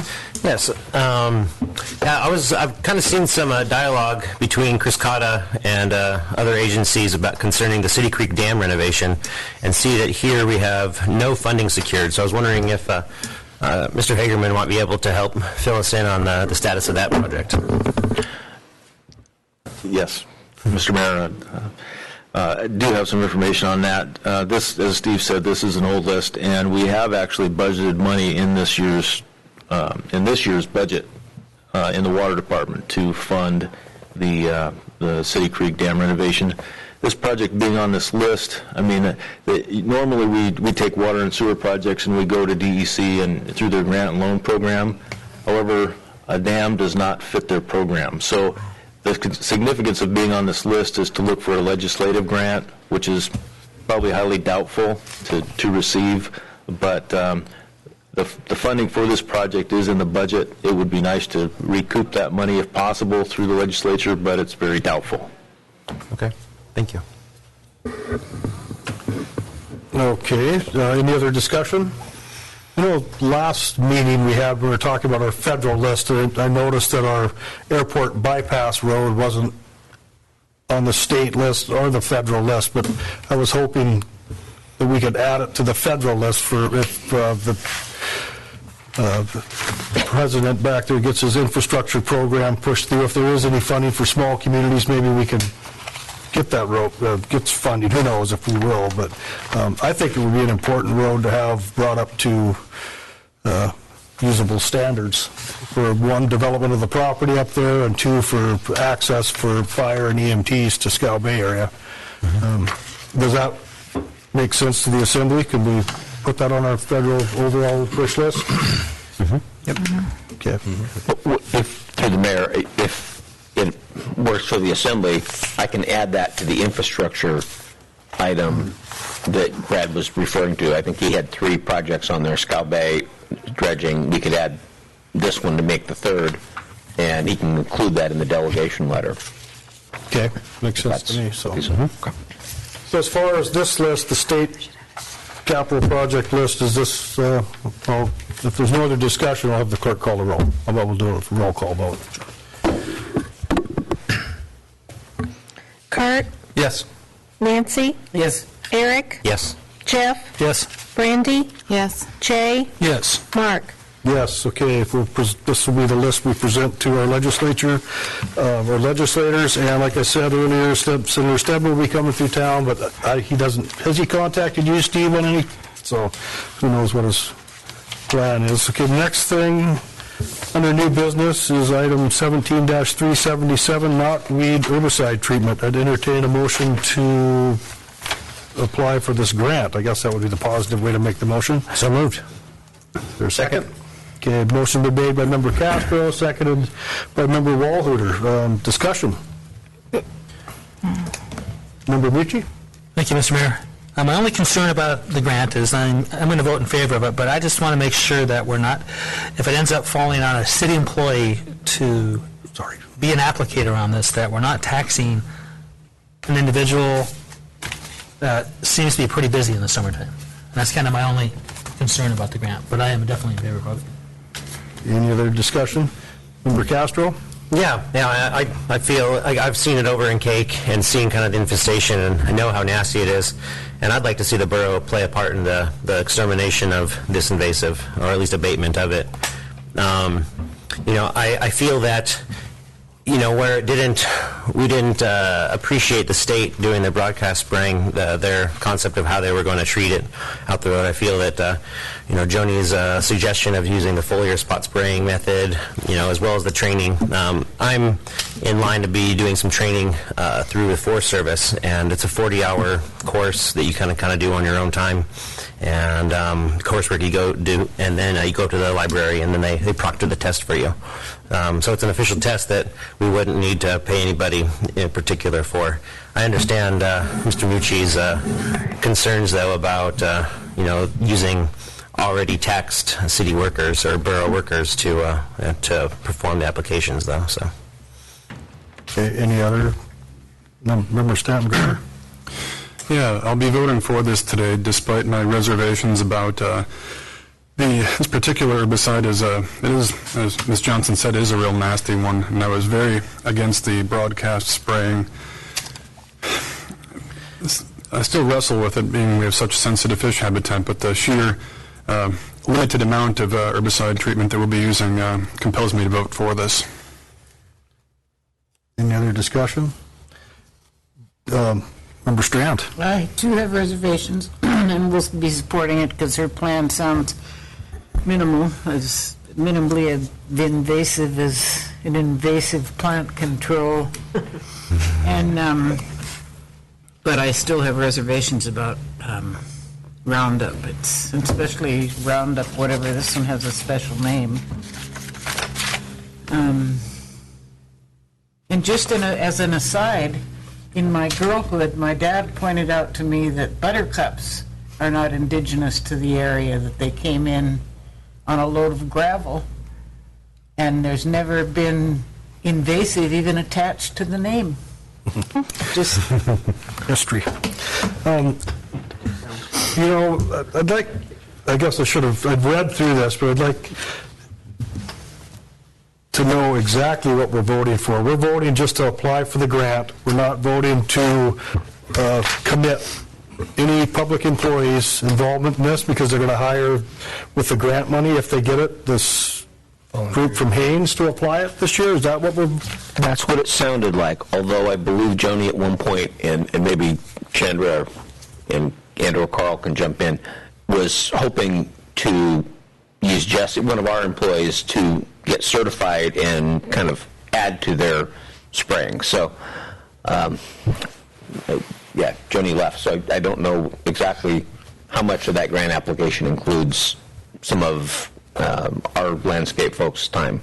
Okay, Member Mucci. Thank you, Mr. Mayor. Yeah, that was one of my questions when Joni was here, is I wanted to make sure that the first person to do this was going to be not somebody from Petersburg, but somebody whose job it was to do the application and possibly train a city or a borough employee in the application process, so in case there was a need for him, that would be a possibility as well.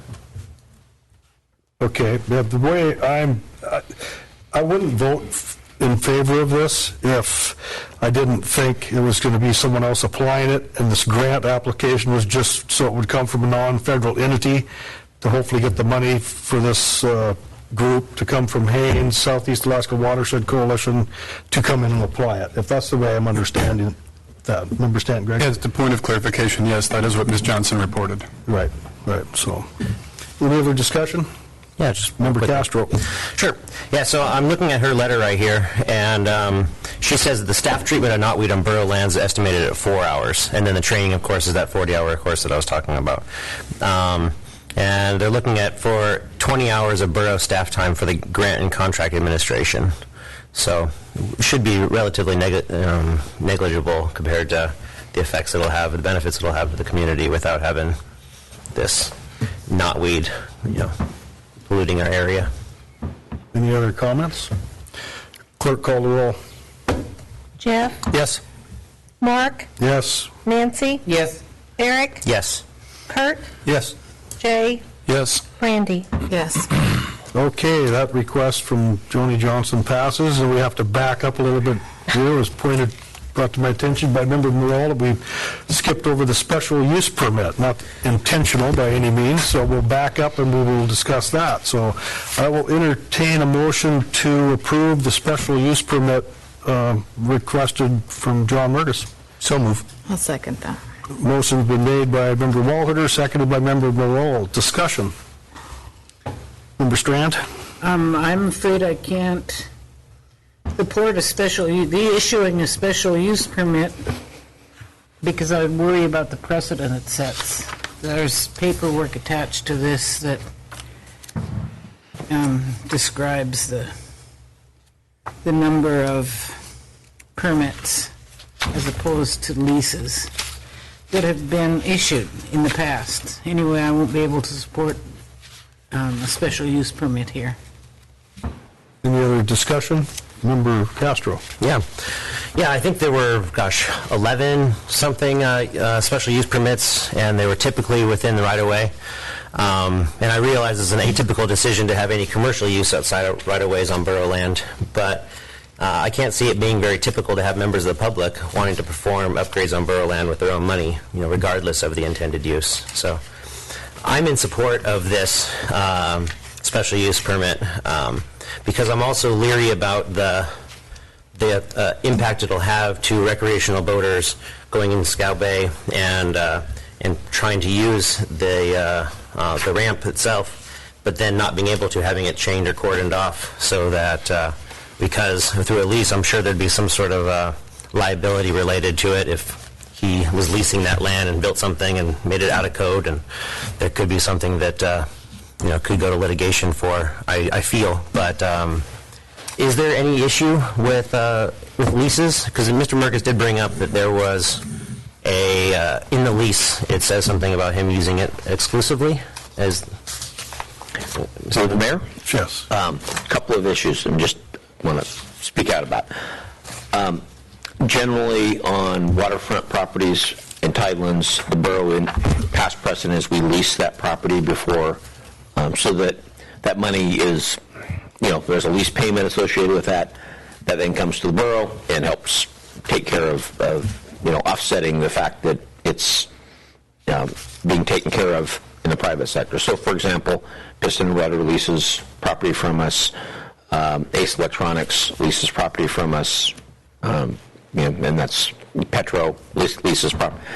There is an interesting, if in fact the Assembly chooses to use a special lease permit in this case, you have to ask the question, what's the incentive to Piston and Rudder or anyone else to continue leasing property from us versus just getting a special use permit? Mm-hmm. So there's some concern there. Our leases do come with insurance requirements and issues related to how that property will be handled while it's in the hands of the leaseor. So you're correct, or John's correct, in that if he was to lease the property, we would require, guaranteed insurance and other protections so that the property is left in good shape when the lease expires. So again, that's there's a standard process we go through when leasing property that is a lot different than a special use permit, which is traditionally we've used for basically driveways. Liz, did I say that mostly right? Mostly.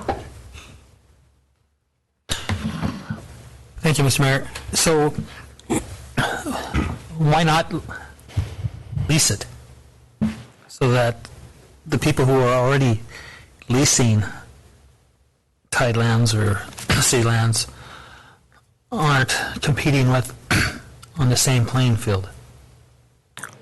Through the mayor, are you asking the question, why would John not want to lease it? Yes. I can't speak for him. I don't believe he's requested a lease, but if he did, that would go through a standard process of approval, which eventually comes back to the Assembly. Any other discussion? Member Stanton Gregor? Procedural question, Mr. Mayor. Would it be possible for me to ask that question of Mr. Mergus here in this meeting? Sure. If you're okay with that, Mr. Mergus, of why you'd like to apply for the special use permit instead of a lease, if you'd care to comment on it for us. Thank you, Mr. Mayor.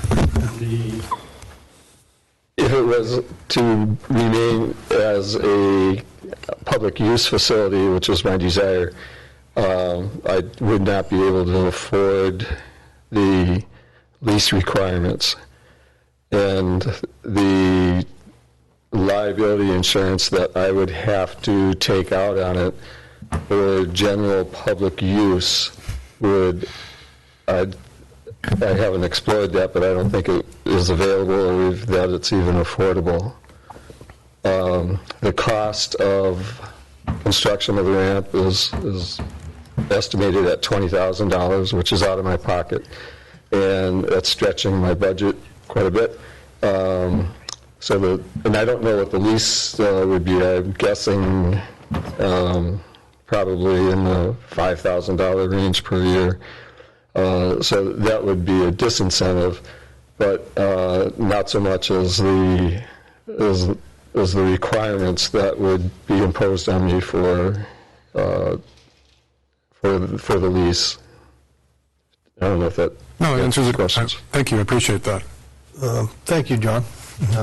Member Walhooter? Thank you, Mr. Mayor. Hey, John, how does this exonerate the city with you putting it in as a public use ramp from liability? It would, you have the same liability with the present ramp, which is public use. Right. So what you're asking is that you would like to put a ramp in that's going to best suit your needs, plus make it available for the public to use at the same liability that we would currently have with the ramp that's already there.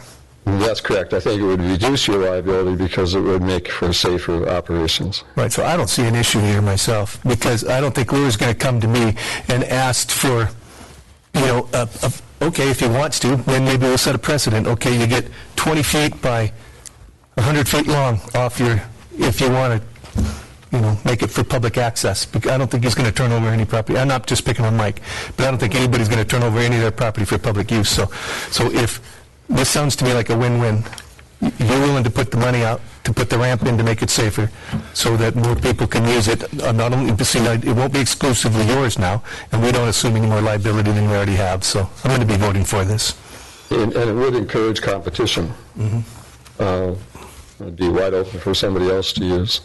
Okay, well, if there's no other questions of Mr. Murgis, then we'll deliberate amongst ourselves. Thank you. Do you have a question? Oh, no. Okay. Thank you, John. Thank you, John, for your comments. Brandy? Would this be something that I'm assuming that we would have to, after if it passes and he puts in a ramp, we'd have to go through and somebody would have to inspect it and make sure it's up to, how does that work? I don't see that this proposed ramp construction has been vetted by any kind of an engineer.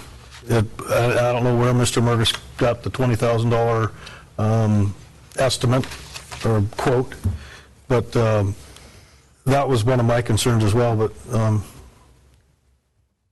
I don't know if you have any other.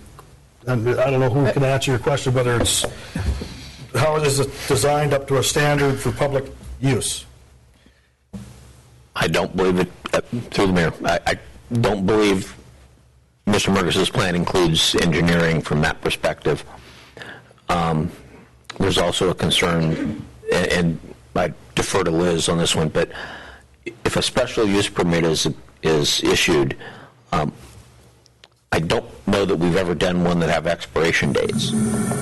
So you have a whole big development plan that the Assembly is getting into on Scow Bay, that you now have a special use permit that's actually then going to exist there, that we may have to change some of the plans to work around. Although, again, Liz, you need to jump in on that. But with a special use permit, can you write them with an expiration date so that it wouldn't get in the way of any future development at Scow Bay?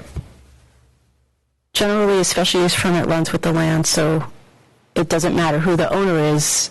The permit exists and continues to exist. The only comparable I can give you is with a conditional use permit, which also runs with the land, which the Planning Commission also issues.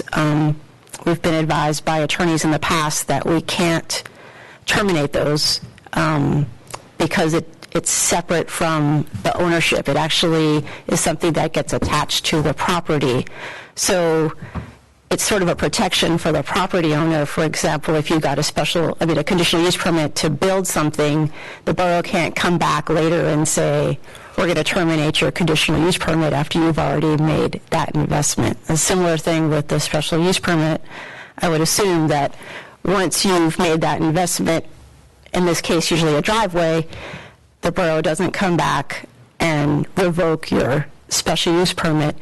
The exception is there is language in special use permits where if the borough was going to develop it, you don't get to claim compensation, that because now we're going to put a road in and you've already put in some stuff, there's no payback for what you've done.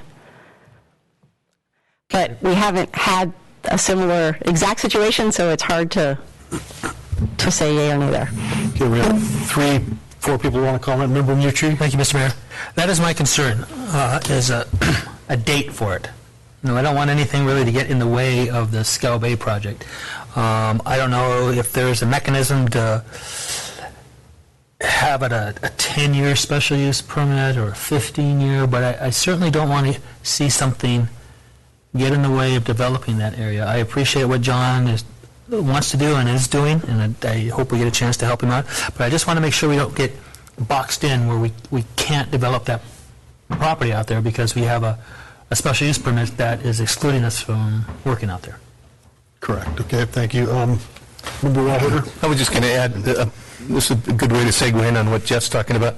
This is just going to be more fill because they're going to fill in that whole parking lot area there. So what little John's going to put in there is not going to hinder, the future development there. They're just going to be adding more rock on top of it when they go from there. So again, I don't really see a big issue here right now over this because, things work so slowly in Petersburg. I bet you, 10 years from now, it'll be before we ever get out there. So, and in the meantime, John can haul his, 750 boats in that 10 years, safely and maybe even, create competition. So, that's my 2 cents.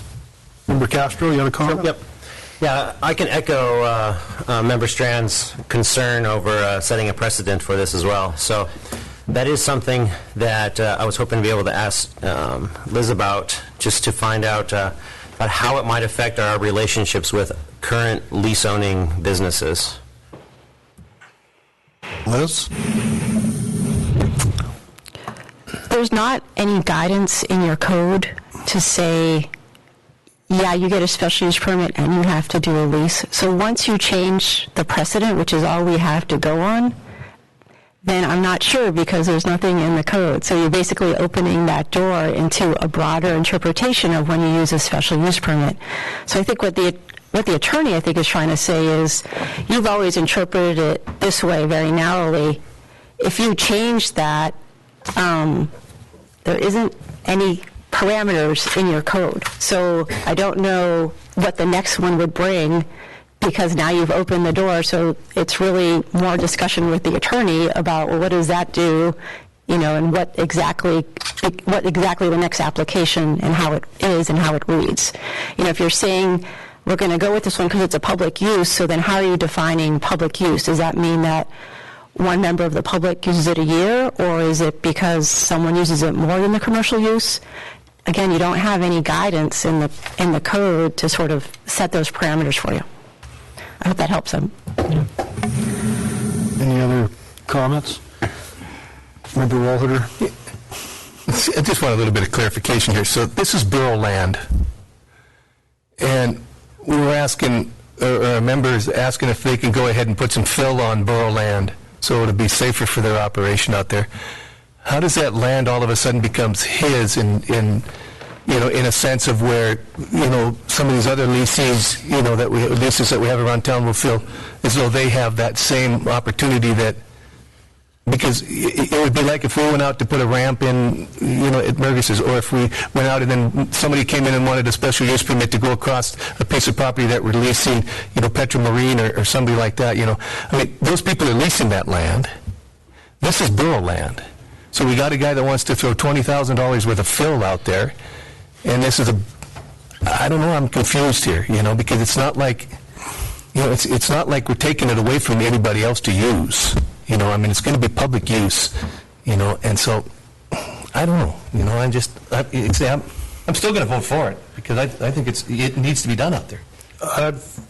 Any other assembly members have comments? Member Mucci? So, if we grant the special use permit, does the borough have the authority to cancel it when it sees fit? And the second part of the question is, if Mr. Murgis is going to put fill in there to make a boat ramp, are the same environmental guidelines in place when you're dumping rock into that area in place? Or do you just make the ramp? From what, I'm kind of concerned personally from reading the attorney's position on this and issuing a special use permit versus a lease, which we've done for almost all other land in this kind of a situation. I think if we give them a special use permit, and just in my mind, I'm not an attorney, the borough still owns the land. So we allow somebody, and I think it's a good idea, I'm not saying it's a bad idea, I mean, it would be a great idea to have a ramp closer to the bulkhead. We understand the dynamics of it. But if there's no engineering on it, and the borough says, yeah, go ahead and do it, and so they put the ramp in, and it's public use, and someone goes out there and there's no bull rail, for instance. Someone drives off and rolls over, and worst case scenario, maybe drowns or something horrible like that, which I'd hope would never happen. But I think the borough might be liable. So with this uncertainty here, I think it's a good idea, but I can't vote for this as a special use permit, but I would be definitely for it if it was a lease. I just think it's just too much, it's not clear enough in my mind that the borough's going to be covered if there's something happen, just from what I stated earlier. Member Murrell? Yeah, I have to tend to agree. I think it would be a great idea. I think that, I mean, it is fill, it would be there, but I worry about the liability aspect of it. And, you know, I don't necessarily think things need to be engineered. I think that there's a lot of people that can do something, put in a ramp just as well as an engineer could tell you exactly how to do it. However, without there being somebody pass it off and sign off on it, I don't know. Okay, Member Castro, you had another comment?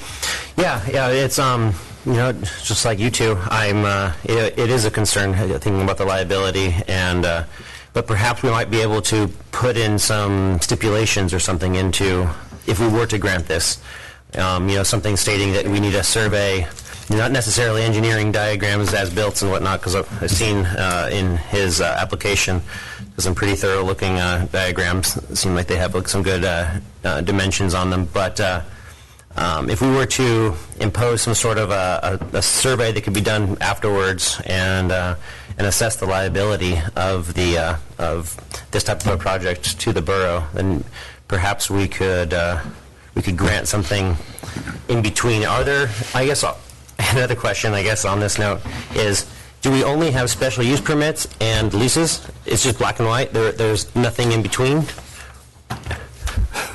Liz, I'm sorry.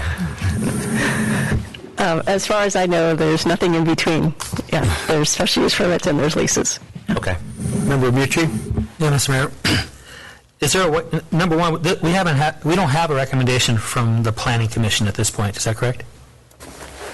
Through the mayor.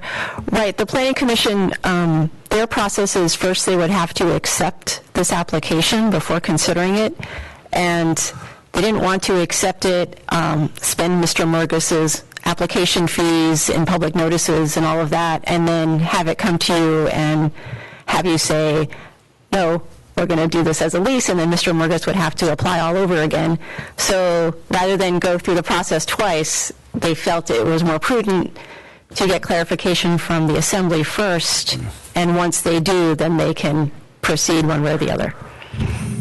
Member Mucci? Thanks, Mr. Mayor.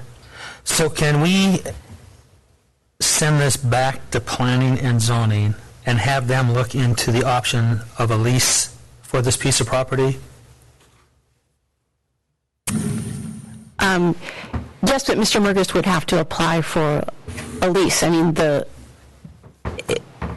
so it's either apply for a special use permit or apply for a lease. So if the Planning Commission's decision is going to either be accept the permit application and move forward, or not accept the application and tell Mr. Murgis that he should apply for a lease. I would think those are the two paths to take. I didn't hear part of that, but I would think if this special use permit application was denied by the Assembly, then Mr. Murgis would still have the option of going back and applying for a lease. So it's not like it's a done deal. I mean, so. Member Strand. And that's the reason I support leasing it as opposed to, I don't think we should accept this request for a special use permit because it can go back to the planning and zoning, and a lease is more acceptable. Member Walden. So what changes then, Liz or John, whichever can answer this one, if he does lease that land, does everything have to be engineered, and then who's on the hook? Well, of course, he has to get liability insurance and things like that, but then that ties that land up for a certain period of time. What if you got a 55-year lease or a 10-year lease or something, you know? I mean, so then you wouldn't be able to develop it if you did do something like that. So can anybody help me out on that? I mean, if I'm not mistaken, Glorianne or Liz can probably answer this. Mr. Murgis's current lease on the turnaround part down there, I believe when that lease was issued, it could be revoked at any time when future development was going to take place, like our Scow Bay project. But it might be totally different if it's a special use permit, and I think that's what our attorney is alluding to in her comments.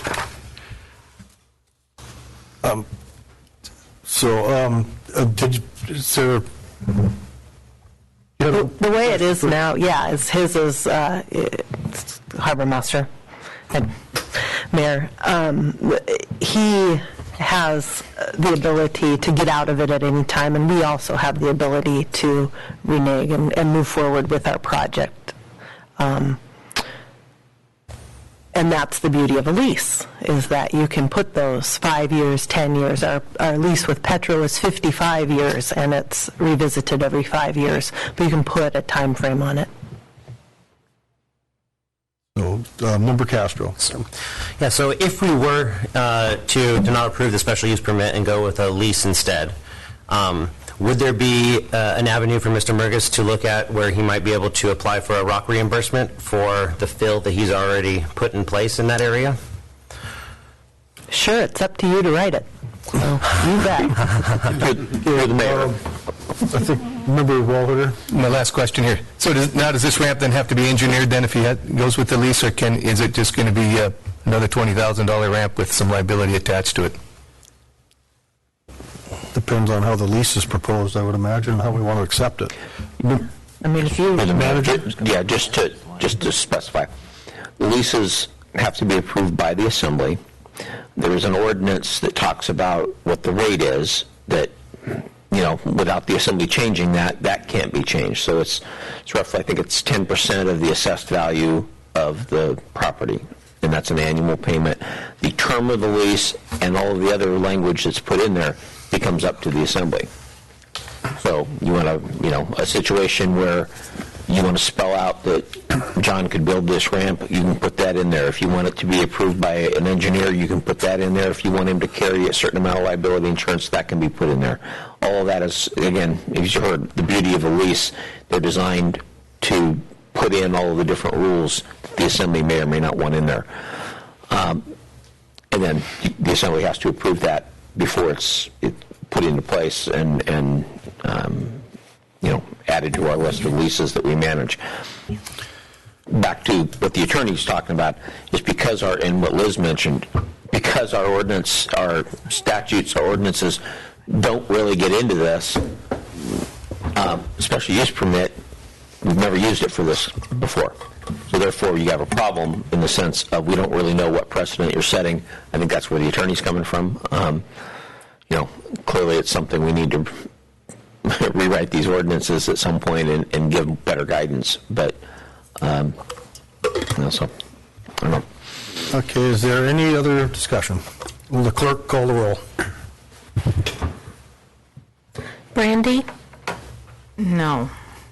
Mark? No. Jay? No. Nancy? No. Jeff? No. Eric? No. Kurt? Yes. Okay, the motion to issue the personal use permit, the special use permit fails with a 6-1 vote with Member Walter voting in favor. That brings us to the next item on the agenda, communications. Are there any communications by anyone? Like we talked about earlier, there's been a few communications coming back with the discussion on the sea otter issue, so we'll keep that compiled. So any recognitions? Sure. Member Castro. Yeah, after talking to Ms. Dixon, I found that Petersburg volunteers responded to 26 emergency calls during December, and 11 of which occurred between December 20th and the 31st. And I'd like to give a huge thank you to both the paid and unpaid first responders who are on duty or on call during the holiday season, when most of us are out Yule bucking or just generally in celebratory mode. So thank you very much. Is there any other recognitions by staff or by Member Stanton Greger? I would just like to recognize the manager for your borough planning meetings and strongly encourage all members of the public to come talk with Steve. It's informal. It's a great opportunity to give all of us feedback on how we can therefore employ Steve to save money, spend money, invest money, more or less be a part of the process of Petersburg's future. So please come and attend. And just a little add-on to Member Stanton Greger's comment about those meetings. I think it's very important for people to come and participate, to get your input.